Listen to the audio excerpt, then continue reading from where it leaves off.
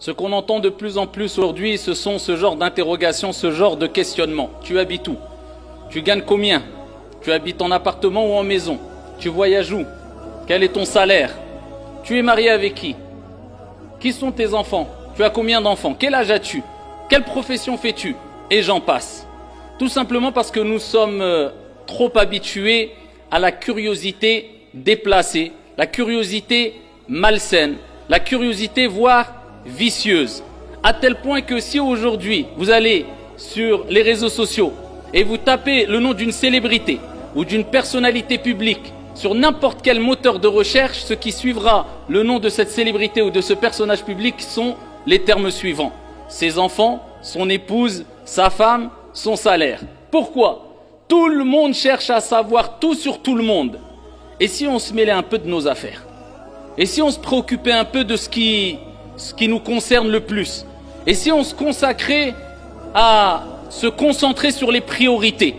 Et si on méditait le hadith du prophète alayhi salatu wassalam lorsqu'il dit Min husni islamil mar'i tarkuhu ma la ya'ni. Ce qui fait partie du bel islam de la personne, de la bonne pratique religieuse, c'est le fait de délaisser ce qui ne te regarde pas. Mais malheureusement aujourd'hui, on veut savoir tout sur tout le monde et on s'occupe de la vie privée des gens, ce qui est un comportement malsain voire vicieux, et c'est ce à quoi a mis en garde le prophète sallallahu alayhi wa sallam à maintes reprises. Sachez qu'il existe deux types de curiosité. C'est ce que nous a enseigné notre noble religion et c'est sur quoi vont se retrouver quelque part et seront d'accord toutes et tous, croyants ou non croyants. Il y a la curiosité bénéfique, la curiosité positive, la curiosité qui nous est à toutes et tous demandé de faire, de s'imprégner, dont on doit s'imprégner et vivre avec. Cette bonne curiosité, c'est celle qui nous pousse à la réflexion, à la recherche intellectuelle, à ce qui va être profitable pour ta vie d'ici-bas, ta vie professionnelle, mais aussi pour ton au-delà, pour ta spiritualité. Tu recherches des choses, tu t'informes. On te donne une information concernant la nature, tu vas pousser les recherches.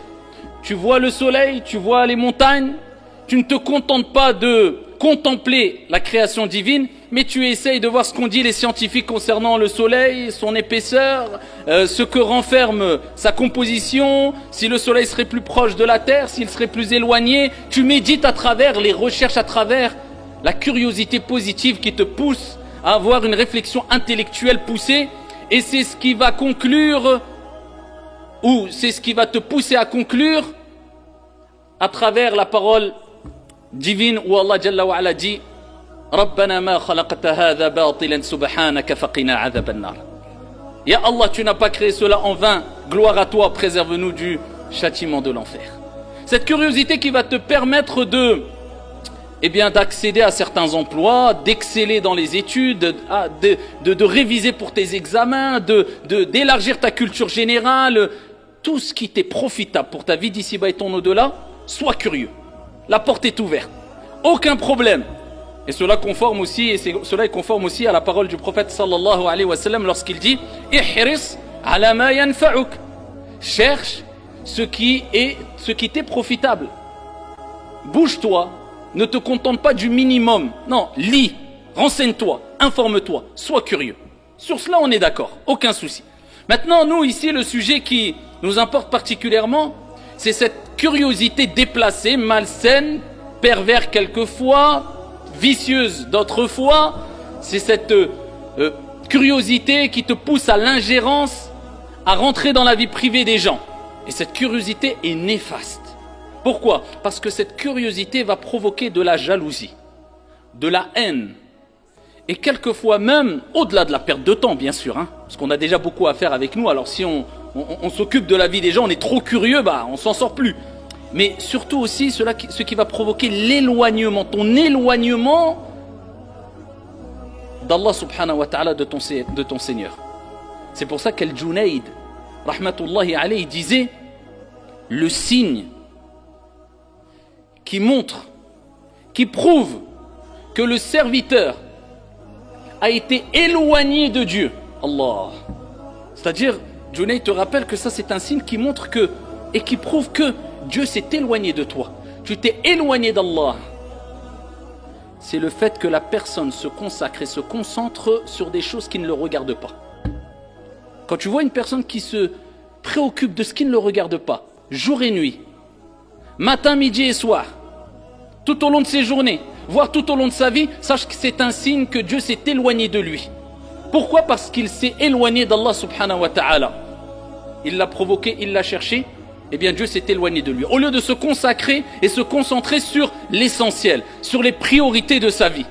Il a délaissé l'essentiel, eh bien Dieu l'a laissé noyer dans ce qui est superficiel, dans ce qui est éphémère, dans ce qui ne va rien lui apporter ni ici-bas ni dans l'au-delà. Et c'est pour cela que le prophète sallallahu alayhi wa sallam nous a donné des enseignements qui nous permettent d'avoir ici une préservation, une protection, un écran, une sécurité si tu veux, entre toi et la curiosité malsaine. Et il nous a donné des recommandations. Et parmi ces recommandations, ils sont nombreuses, mais je citerai simplement un hadith où le prophète sallallahu alayhi wa sallam, du moins une partie du hadith, où le prophète alayhi salatu wa sallam a dit « Allah agrée pour vous, aime pour vous trois choses et déteste pour vous trois choses. » Et quand il a parlé des trois choses qu'il déteste pour nous, qu'est-ce que Dieu déteste pour nous? Qu'est-ce que Dieu déteste? Et qu'est-ce que Dieu, eh bien, à travers ses recommandations, nous recommande? S'éloigner de ces choses-là détestées par notre Seigneur Tabaraka wa Ta'ala. Quelles sont ces trois choses? Il nous dit, alayhi salatu wa salam, qila wa qal, wa kathrat as-su'al, wa ida'at al-mal. Les on-dit. Ah, les on-dit. Comment vivrions-nous sans les on-dit? Quelle ambiance auront certains chez eux s'il n'y avait plus les on-dit? Quelles seraient les conversations, les cercles de discussion si certaines personnes, on les prive des on-dit? Il ne saurait plus quoi dire, malheureusement. Il ne saurait plus quoi dire. Celui-là s'est marié, il a divorcé. Tu sais pourquoi il a divorcé? Non, c'est lui, c'est elle. Ah non, il gagne combien? Il a fait un business. Ouais, mais il a fait un crédit ou pas? Ah, je sais pas. Ah, il est parti où? Il habite où? Dans une maison ou dans une villa? Ah, moi, on m'a dit ça. Combien de fois on les entend ça? Hein? Allah, il cache quand on a ce genre de conversation. S'il les montrait au grand jour, on n'oserait même pas sortir de chez nous et montrer nos visages. Surtout en face de ceux envers qui on a parlé ou on a critiqué ou je ne sais quoi encore. Trop sokrasek. Vous connaissez tous cette parole-là. Occupe-toi de tes affaires. Qila wa qal, les on dit. Wa kathrat as-su'al. Regardez la sécurité qu'il met, qui nous recommande le prophète alayhi salatu wa salam d'avoir l'excès de questions. Même au nom de la religion. Même au nom de la religion. Pourquoi? Parce que tu risques de poser des questions dans ce qui n'est pas prioritaire et qui ne t'est pas utile. Est-ce que les extraterrestres existent? Et après ils existent. Ça va changer quoi à ta vie? C'est quoi? Tu vas gagner le paradis ou l'enfer si tu sais qu'ils existent ou ils n'existent pas? Oui, mais moi j'ai entendu qu'il y avait un chien dans la caverne avec Ashabul Kahf, les gens de la caverne. Allah en a parlé dans le Coran. Mais c'est quoi comme race de chien? Et il est de quelle couleur le chien? Ajib. On fait 7 tours autour de la Kaaba. Pourquoi on n'en fait pas 8? Pourquoi on n'en fait pas 6? Pourquoi on en fait 7? Ajib. On fait 2 rak'at al-subh. Mais pourquoi on ne fait pas 2 rak'at al-dhuhr? Pourquoi on n'en fait pas 5 al-dhuhr? Pourquoi on fait al-maghrib 3 alors que toutes les autres prières c'est 2 ou 4? C'est quoi ces questions-là? Ça va t'apporter quoi? Dieu nous a dévoilé certaines choses concernant les sagesses que renferment les actes d'adoration et d'autres il ne nous les a pas dévoilées. Nous, ce qui nous est demandé, sami'na wa ata'na. On a entendu, on a obéi. Allah a dit, le prophète sallallahu alayhi wa sallam nous a recommandé une chose. On a l'explication, tant mieux. On a les sagesses qui ont été divulguées, tant mieux. On ne les a pas, on sait qu'Allah c'est Al-Hakim et Al-Hakim. Al-Hakim, le sage par excellence. Et Al-Hakim, le juge par excellence. Et sa justice, et ce qu'il a décrété n'est que sagesse. Point. Wa qudiya al-amr. On n'a pas allé plus loin. Pourquoi? Parce que c'est des questions qui ne vont rien changer dans ta vie spirituelle, dans ta vie professionnelle. Ça ne va pas faire augmenter ta foi si tu sais que le chien était roux ou blanc ou noir. Ça va changer quoi? Donc, toujours, avant de te poser une question, demande-toi, pose-toi la question d'abord. Est-ce que cette question est vraiment utile? Et est-ce que même si j'ai la réponse, cela me sera utile, oui ou non? Donc, avant de poser une question, on se pose la question. Est-ce utile ou pas de poser cette question? Et ça, c'est très important de le comprendre. Comme ça nous évite de tomber dans ce que Dieu déteste, à savoir wa kathrat as-su'al, l'excès de questions dans ce qui ne t'est pas profitable. Je dis bien dans ce qui ne t'est pas profitable. tant au niveau de la vie d'ici-bas que dans l'au-delà. Et ça, c'est une porte fermée à quoi? La curiosité déplacée. La curiosité qui ne t'est pas profitable. Tu poses des questions, sois curieux, c'est bien, mais dans ce qui va t'être profitable. Ce qui ne t'est pas profitable, abstiens-toi. Et le gaspillage d'argent. Et c'est ce qu'ont compris les grands savants. Al-ulama qui ont éduqué leurs élèves. On prend l'exemple de l'imam Malik rahmatullahi alayh. Une fois, une personne l'a interrogé. Il a l'imam Malik rahmatullahi alayh an umurihi, sur son âge. Alors je ne dis pas, attention, que c'est un texte qui rappelle que demander l'âge d'une personne c'est haram, c'est interdit. Non, mais l'imam Malik rahmatullahi alayh, il éduque ses élèves. Et il nous rappelle qu'il y a des questions qui peuvent être gênantes pour certaines personnes, donc déplacées, donc inutiles. Et ici, une personne lui a posé la question sur son âge. Quel âge as-tu? Je lui dis, aqbil ala sha'nik. En d'autres termes, mêle-toi de tes affaires. En d'autres termes et en étant poli, mêle-toi de tes affaires. J'ai quel âge? Ça va changer quoi, j'ai quel âge? Il y a des gens, ils sont gênés, ici, ils sont gênés de dire leur âge. Soit parce qu'ils sont trop jeunes, soit parce qu'ils sont trop âgés. Mouhim. Ça, on parle juste de l'âge. Que dire de ceux qui cherchent à se renseigner dans la vie privée de tel et un tel, dans des détails qui les dépassent et qui sont... Un jour, Daoud al-Ta'i, rahmatullahi alayh, parmi les pieux qui nous ont précédés, une personne est rentrée chez lui. Regardez, eh bien ça peut-être ça nous fera un peu rire. Mais si on compare avec les réflexions et les questions et la curiosité qu'on a aujourd'hui, hadith wa la haraj. Il rentre chez lui et il lui dit, il regarde le mur, le plafond, et il lui rappelle qu'il y a des fissures, qu'il y a une dégradation au niveau du plafond. Il dit, oh fils de mon frère, regarde ce qu'il y a sur le plafond. Regarde, il dit, ah le plafond, il regarde. Il dit, Wallahi, ça fait 20 ans que j'habite ici, j'ai jamais regardé le plafond, et toi tu me poses la question sur mon plafond. Ashrina sana, 20 ans, j'habite ici, j'ai pas regardé le plafond, toi à peine tu rentres chez moi, tu regardes le plafond, tiens ton plafond il est fissuré. Trop le souk sec. Je deck dans le plafond. T'es chez moi. Qu'est-ce que tu regardes le plafond, il est fissuré ou il est pas fissuré? Ah, ça c'était regardez les gens qui se... Même chez lui, bon je dis pas attention, hein, des gens ils vont utiliser ça pour dire, t'as vu, il faut être négligent, arrête de me rendre fou, change ça ou change la tapisserie, regarde lui 20 ans le plafond. C'est pas cela mais pour dire, une leçon. Moi j'ai pas fait attention. Toi tu rentres, tu fais attention, en 2 secondes, moi 20 ans c'est chez moi, j'ai pas fait attention. Et vous savez que la curiosité aujourd'hui, c'est tellement apprécié. Je ne parle pas de la bonne curiosité positive qui nous pousse à la recherche, à l'information utile, bénéfique, etc. Non, la curiosité malsaine, la curiosité déplacée, la curiosité qui pousse à rentrer dans l'ingérence, dans la vie privée des gens, est tellement appréciée dans nos sociétés d'aujourd'hui qu'on met même en place des émissions qui font un carton. Et l'émission, elle peut reposer sur quelquefois juste une personne, un couple, qui se filme dans leur vie au quotidien. Il change les couches de son enfant ou elle change les couches de son enfant, ils vont faire les courses, ils montent dans la voiture, ils vont mettre de l'essence, ils vont au parc de jeux, ils rentrent chez eux. Rien d'exceptionnel. Mais tellement que les gens sont curieux et veulent connaître tout et savoir tout sur la vie privée des gens, que ça fait un carton. Tu regardes l'émission du début à la fin, tu essayes de comprendre qu'est-ce qui est utile en fait, pour toi comme pour eux. Qu'est-ce qu'il y a d'extraordinaire? Qu'est-ce qui sort du normal? Rien du tout, simplement le fait de voir des gens se filmer leur vie quotidienne, que toi-même tu vis, bah ça plaît.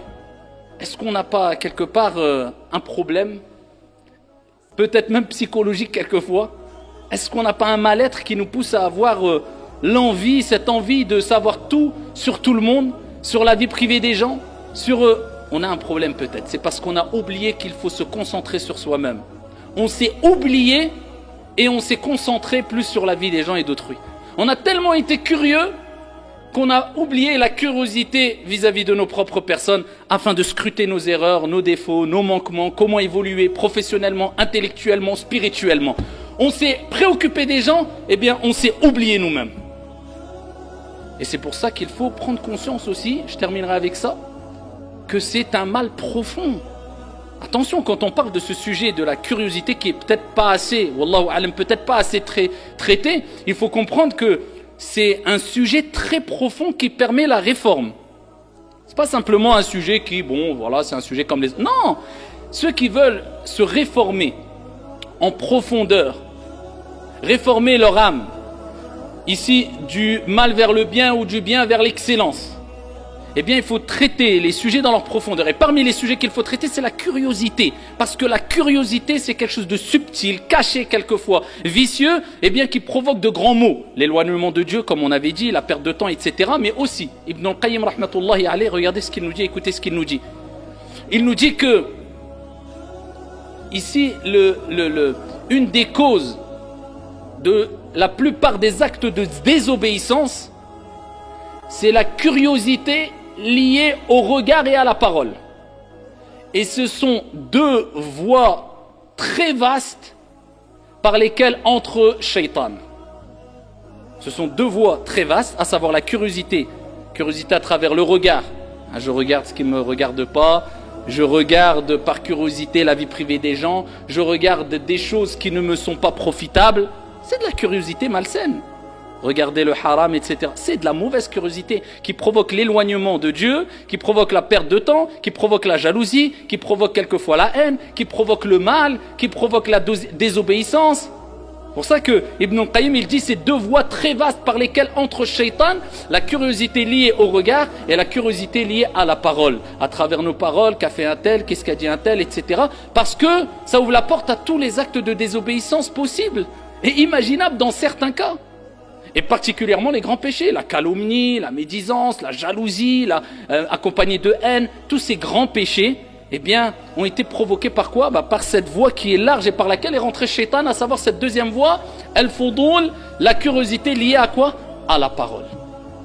Donc, soyons curieux positivement et éloignons-nous de la curiosité malsaine et déplacée et occupons-nous des priorités et de ce qui va nous être profitable ici-bas et dans le delà, incha'Allah. Allahumma arina al-haqqa haqqan warzuqna ittiba'ah, wa arina al-batila batilan warzuqna ijtinabah.